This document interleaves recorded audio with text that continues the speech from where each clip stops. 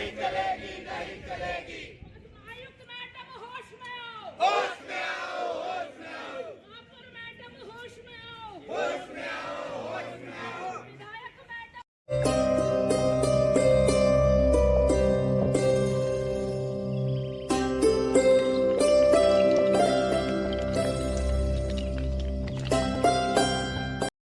सत्ता प्रशासन तानाशाही नहीं चलेगी, नहीं चलेगी। आयुक्त मैडम होश में आओ, होश में आओ, होश में आओ, महापौर मैडम होश में आओ, होश में आओ, होश में आओ, विधायक मैडम होश में आओ। होश में आओ, होश में आओ। परेशान है साहब, परेशान है, चिल्लाएंगे। खंडवा में कांग्रेस पार्षदों का अनोखा विरोध, घुटनों के बल मार्च, दूषित पानी को लेकर नाराजगी। खंडवा नगर निगम की लापरवाही और गंदे पानी की सप्लाई को लेकर कांग्रेस पार्षदों का फूटा गुस्सा। जनसुनवाई के दौरान घुटनों के बल चलकर कलेक्टर कार्यालय पहुंचे और किया अनोखा प्रदर्शन और किया अनोखा विरोध।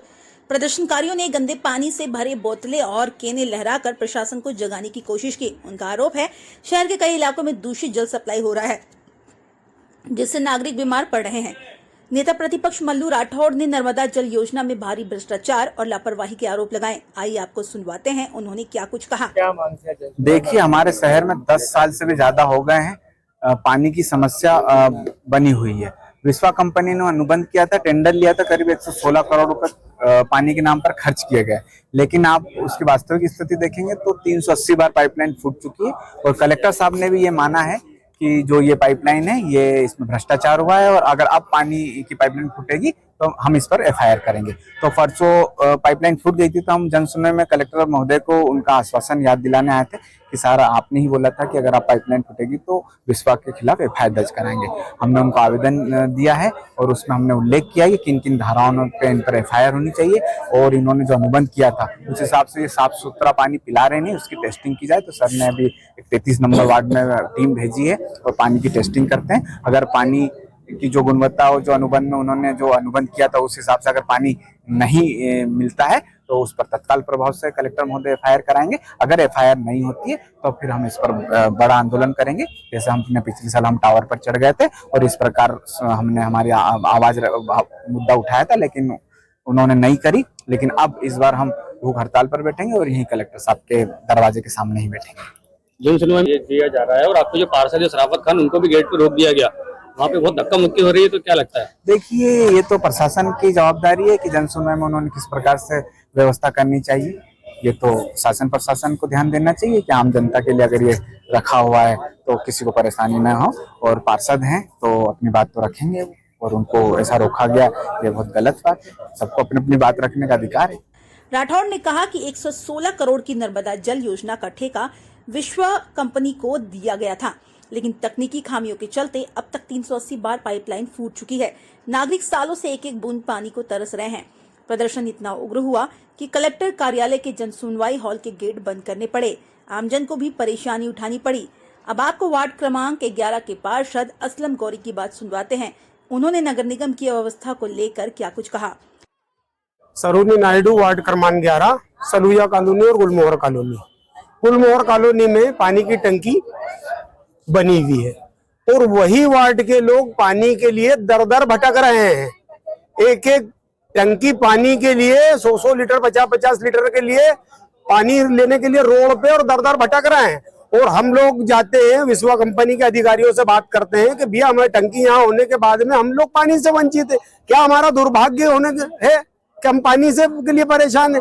और रही बात नगर निगम में वाटर बॉक्स में जाओ, अनुज मिश्रा है वहाँ पे, पाठक जी है, उनको बोलो कि भाई टैंकर की व्यवस्था करा दो, कुछ टैंकर हमको मिल जाए तो हम पब्लिक को थोड़ा बहुत तो पानी दे। तो वहां उनका जवाब ये होता है, वो अनुज मिश्रा जो है वो इस कदर की लैंग्वेज उसकी खराब है कि वो ऐसा जवाब देता है कि भी मेरे पास में कोई व्यवस्था नहीं है। आप जाओ कमिश्नर से बात करो, आपको जिससे चाहे उससे बात करो, हमारे पास टैंकर की व्यवस्था नहीं है। पाठक जी के पास जाओ तो पाठक जी, जो भी पब्लिक उनके पास जाती है कि हमको टैंकर की आवश्यकता है, तो पाठक जी क्या कहते हैं कि आप पार्षद को बोलिए, वो अगर बोल देंगे तो हम दे देंगे। अरे तो हम तो चाहते हैं कि 50 टैंकर हमको पर डे मिले। तो इसलिए ये पार्षदों के ऊपर उनके चरित्र को बदनाम करने के लिए ये अधिकारी हम लोगों को बदनाम कर रहे हैं। अभी क्या स्थिति आपके वार्ड की जल को लेकर? अभी बिल्कुल स्थिति बिल्कुल खराब है। आज 5वां दिन है गुलमोहर कॉलोनी का। आप खुद पड़ोस में रहने वाले हो सलूजा कॉलोनी में, आपको खुद को मालूम है कि 5 दिन से पानी के लिए तराई तराई मची हुई है और पानी का सप्लाई नहीं हो रहा तरीके से। हाँ, अभी पूर्व में जब कलेक्टर साहब ने पिछली बार मीटिंग ली थी, उसके बाद में 2 टर्न 3 टर्न बहुत बढ़िया गए, तो वही पानी की टंकी, वही अधिकारी, वही पंप, तो फिर ऐसा क्यों कि 8 दिन बाद में ये फिर और वही की वही बात आ गई है, फिर पानी के लिए तरसना पड़ रहा है। तो मेरा निवेदन है नगर निगम से कि मेहरबानी करके हम पे रहम करे और हमारी वार्ड की जनताओं को पानी पिला दे। हमको और नहीं कुछ मिले तो कम से कम पानी तो मिल जाए नहाने पीने के लिए, धोने के लिए। पार्षद प्रतिनिधि ने निगम के अधिकारियों पर आरोप लगाए और क्षेत्र के लोगों को पानी के लिए तरसने की बात कहते हुए व्यवस्था सुधारने की बात कही। इधर जनसुनवाई में हुए हंगामे के बाद खंडवा कलेक्टर ऋषभ गुप्ता ने जांच का भरोसा दिया। आइए सुनवाते हैं कलेक्टर श्री गुप्ता ने क्या कुछ कहा। आज कुछ वार्ड के निवासी अपने अपने पार्षदों के साथ में जनसुनवाई में आए थे।